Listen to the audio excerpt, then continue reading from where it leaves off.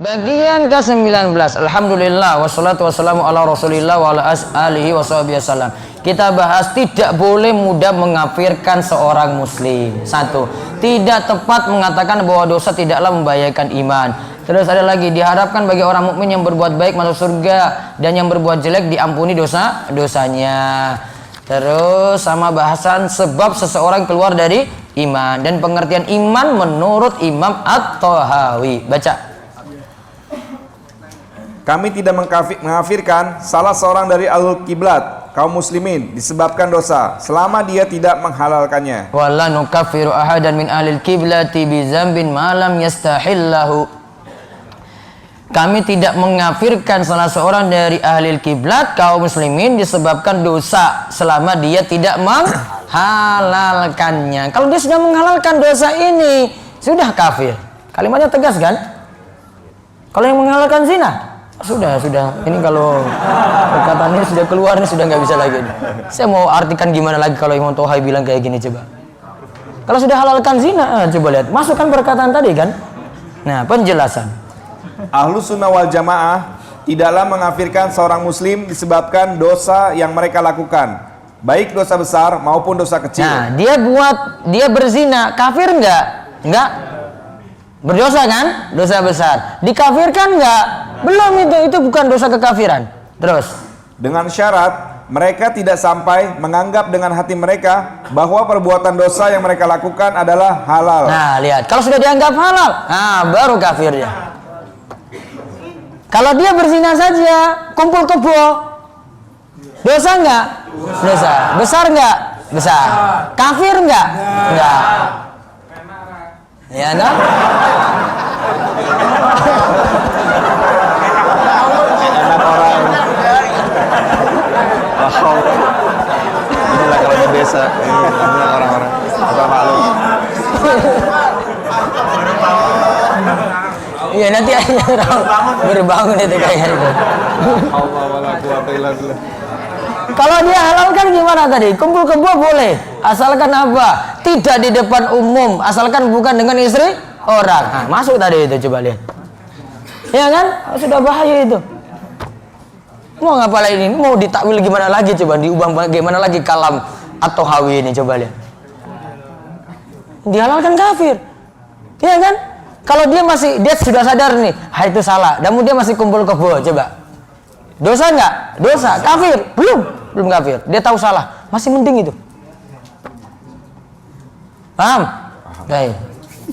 Terus karena barang siapa tadi? Lanjut. Karena barang siapa berkeyakinan bahwa dosa tersebut tidaklah haram, pada saat itu dia kafir, disebabkan menganggap halal sesuatu yang telah Allah haramkan. Nah, zina Allah haramkan atau tidak? Ada di sini yang berselisih kalau zina itu ini ada. Enggak, fitrah manusia loh, itu fitrah. Anak muda berzina, fitrahnya gimana coba fitrahnya? Ngaku salah enggak? Ngaku salah. Iya kan? Kalau dia nganggap benar, wah itu ada syubhat itu dia. Namun kalau secara fitrahnya, ini sudah terjerumus dalam zina, langsung kan dia sadar, aduh saya sudah salah besar.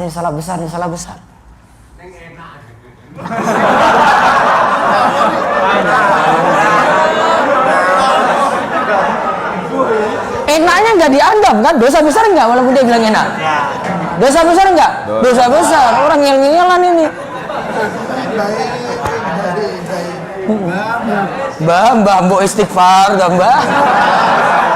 Wes swidak tahun. Pengantin baru mbahnya. Swidak itu apa? Filosofi Jawa ini apa swidak itu? Swidak. Bukan. Swidak ini ada filosofi Jawa itu, angka swidak itu. Hah? Wayahe apa? Ada yang tindak toh? Nah, itu. Mbok sadar-sadar toh.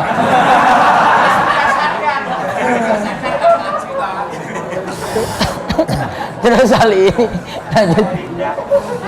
Hal ini berbeda dengan perkataan Khawarij. Coba lihat Khawarij. Khawarij yang mengkafirkan seorang muslim disebabkan maksiat yang mereka perbuat dan sampai mengeluarkan mereka dari Islam. Kalau orang Khawarij dosa besar kafir itu. Sama ISIS itu kayak gini pemahamannya. ISIS itu sekadar lakukan dosa besar. Sama itu pemahaman Khawarij dianut oleh dia. Maka nanti mereka nganggap yang berhukum dengan selain hukum Allah ya kafir. Ya, siapa yang tidak berhukum dengan hukum Allah maka dia itu kafir. Faulaika humul kafir, mereka itu kafir. Walam yahkum bima anzalallah faulaika humul kafirun. Siapa yang tidak berhukum dengan hukum Allah maka dia itu kafir. Padahal ada kalimat selanjutnya lagi, ayat selanjutnya tidak sampai kafir. Namun cuma diambil cuplik ayat ini saja. ISIS itu, Khawarij itu yang ada zaman ini. Terus tidak tepat mengatakan bahwa dosa tidaklah membahayakan iman. Nah, selain tadi kita tidak boleh kafirkan orang, namun kalau ada dosa bukan berarti imannya stabil. Ya, dengan adanya dosa, zina, minum minuman keras, bukan berarti dosanya, bukan berarti imannya biasa-biasa saja saya itu, bukan.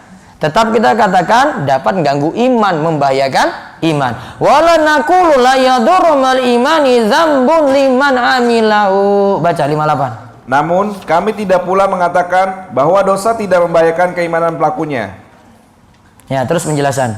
Demikian pula Allah Sunnah tidaklah mengatakan bahwa dosa tidak membahayakan pelakunya selama masih ada keimanan pada dirinya. Karena perkataan semacam ini adalah perkataan Murji'ah. Nah, garis bawahi Murji'ah itu.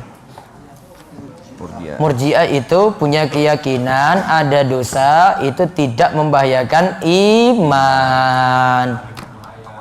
Ya, itu namanya Murji'ah.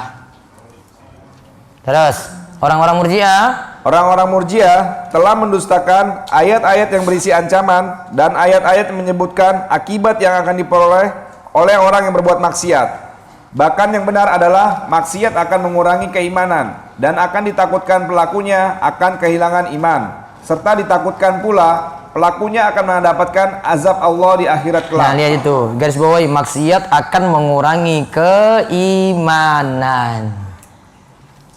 Jadi iman itu bertambah dengan ketaatan, iman itu berkurang lantaran maksiat. Terus diharapkan bagi orang mukmin yang berbuat baik masuk surga. Dan yang berbuat jelek diampuni dosa-dosanya. Wa narju lil musinina minal mu'minina ayyafu anhum wa yudkhilahumul janna bi rahmatihi wa la na'manu alaihim wa la nashhadu lahum bil jannati wa nastaghfiru limusiihim wa nakhafu alaihim wa la nuqnituhum.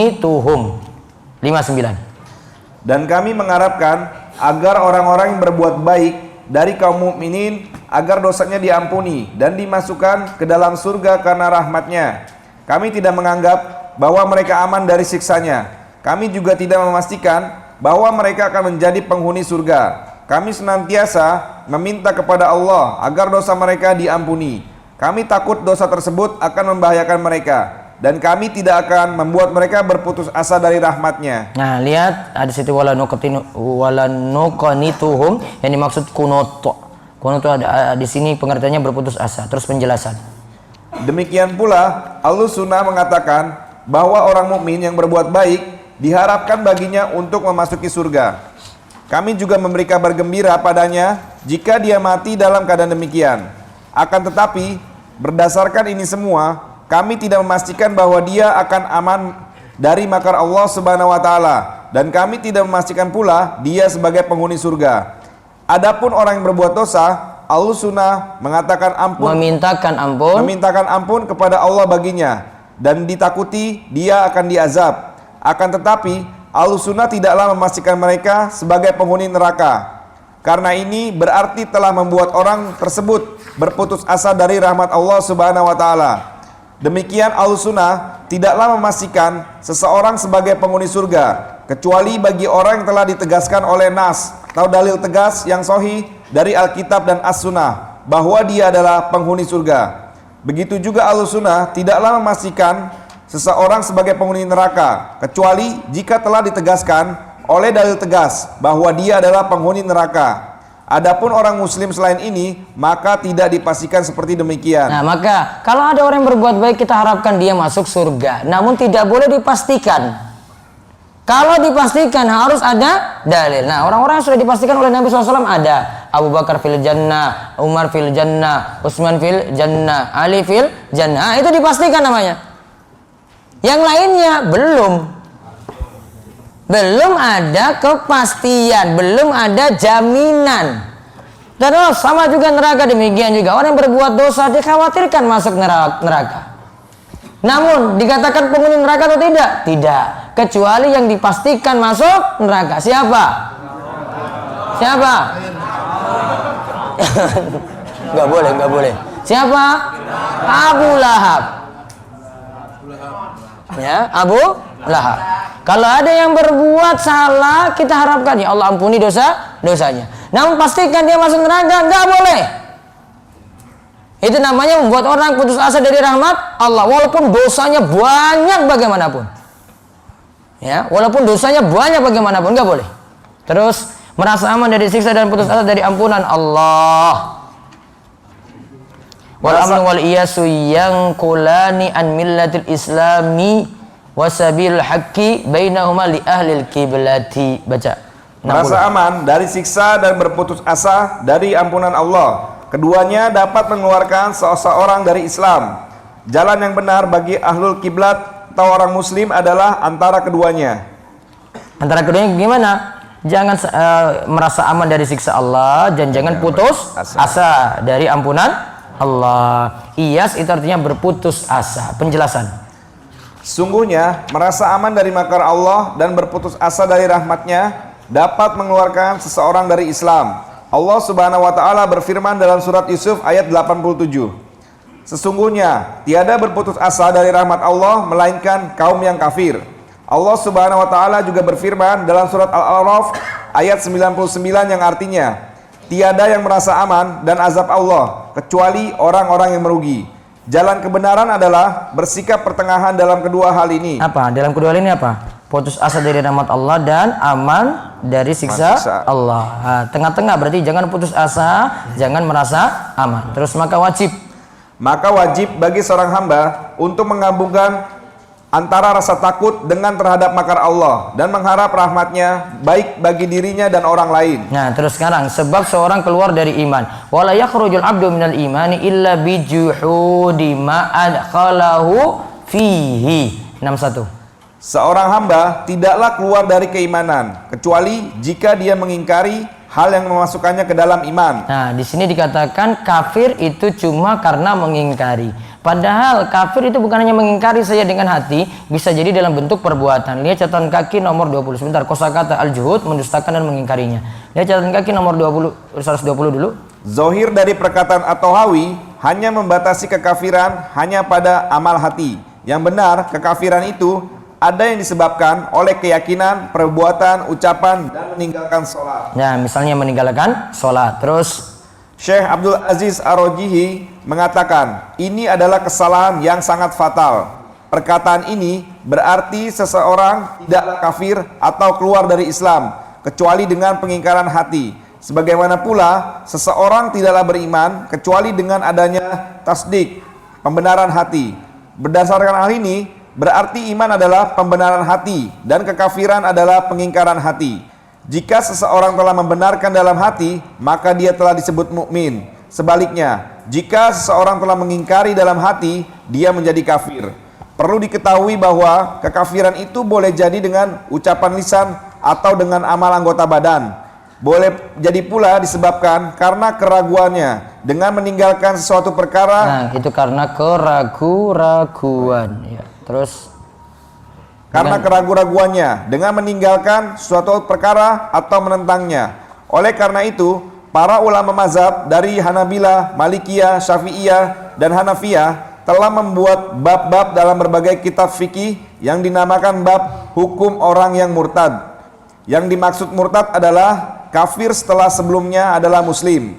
Para ulama tersebut mengatakan bahwa seseorang bisa keluar dari Islam boleh jadi dengan ucapan, keyakinan, keraguan-raguan, mengerjakan perbuatan kekafiran, atau meninggalkan suatu perkara yang dapat mengeluarkan dari Islam. Nah, di garis bawah yang terakhir itu, para ulama tersebut mengatakan bahwa seorang bisa keluar dari Islam boleh jadi dengan ucapan, bisa juga dengan keyakinan. Bisa jadi juga dengan keraguan atau mengerjakan perbuatan kekafiran, hina Nabi. Nah, iya kan? Terus bisa juga karena meninggalkan suatu perkara yang dapat mengeluarkan dari Islam. Seperti sebagian ulama menganggap meninggalkan sholat itu kafir. Penjelasan. Seorang mukmin tidak keluar dari keimanan kecuali jika ia melakukan pembatal seperti mendustakan dan mengingkari sesuatu dari masalah iman yang tidak mungkin iman itu ada kecuali dengannya. Maka pengakuannya yang pertama itu batal. Kalimat beliau ini merupakan bantahan kepada Khawarij yang mengatakan bahwa orang yang berbuat dosa besar itu kafir.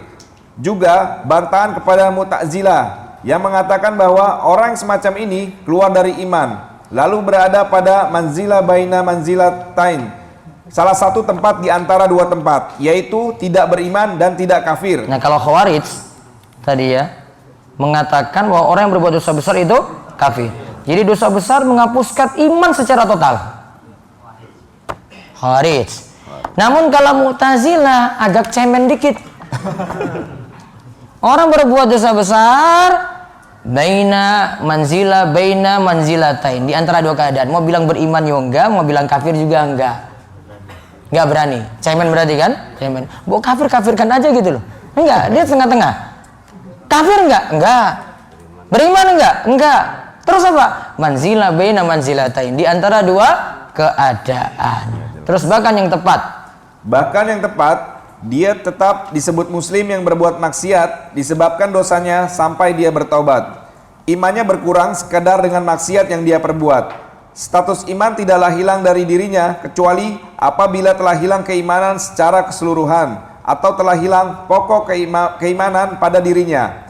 Bukanlah karena hilang sebagian bentuk keimanan membuat status iman itu hilang dari dirinya, karena iman itu terbagi-bagi atau bercabang-cabang. Jadi iman itu yang pertama harus dipahami, satu, iman itu bukan satu bagian saja.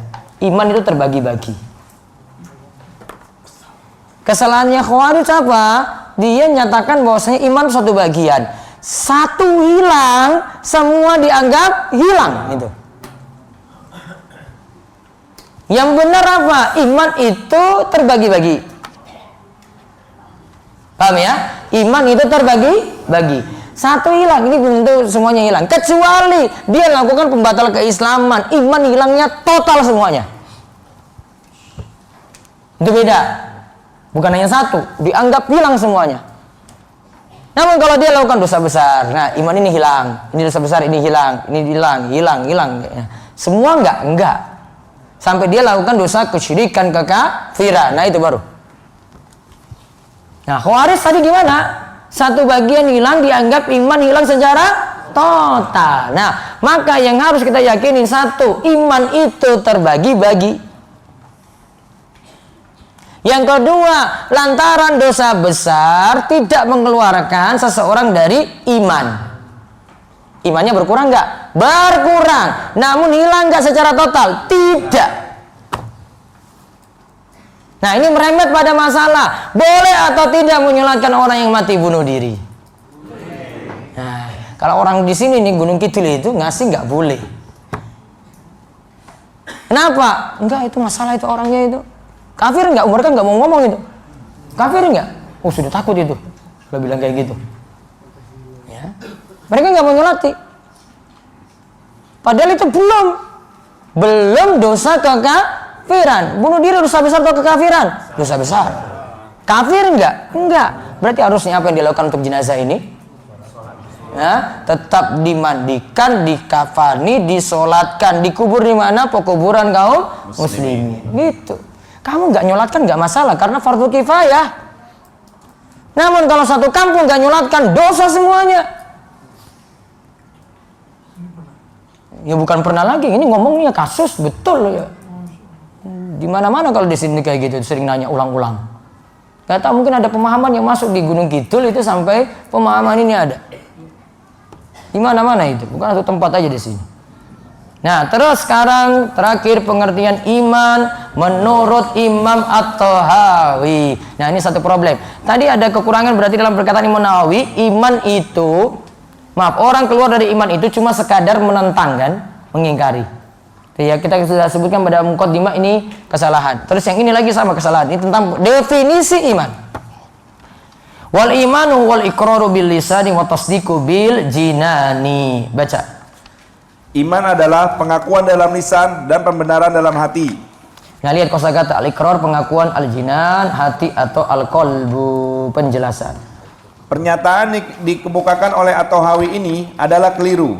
Yang benar adalah yang dinyatakan oleh Ahlussunnah dan mayoritas ulama bahwa iman adalah pembenaran dalam hati, pengakuan dalam lisan, dan beramal dengan anggota badan. Nah, 3 berarti ya, 3 unsur ya. Iman itu pembenaran dalam hati, pengakuan dalam lisan, beramal dengan anggota badan. Terus inilah usul. Inilah usul atau landasan atau pokok ajaran Ahlussunnah wal Jamaah. Dalil dari Alkitab dan As-Sunnah yang menunjukkan bahwa amal adalah bagian dari keimanan tidaklah terhitung banyaknya.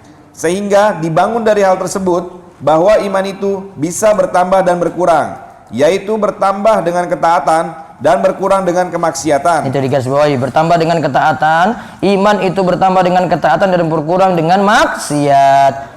Hal ini sebagaimana firman Allah, fa ammal ladzina amanu fazadatuhum imana wa hum yastabshirun. Baca artinya. Adapun orang-orang yang beriman maka akan bertambah imannya dan mereka merasa gembira. Nah, di situ disebut iman itu bertambah. Begitu juga firman Allah, liyasdadu imanam ma'a imanihim.